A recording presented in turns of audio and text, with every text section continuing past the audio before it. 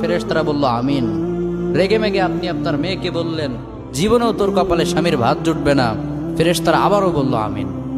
আচ্ছা, আপনি না সেই ব্যক্তি যে তার নিজের জীবনের চাইতেও সন্তানকে বেশি ভালোবাসেন?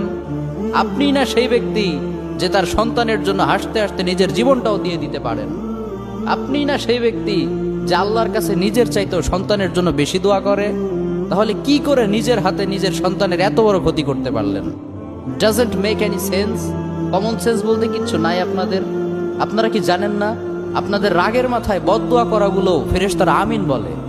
দাওয়াতুল ওয়ালিদ আলা ওয়ালাদি, বাবা মা তার সন্তানের জন্য যেই দোয়া করে সেটা ভালো হোক কিংবা বদদোয়া হোক, আল্লাহ সেটাই কবুল করে নেয়।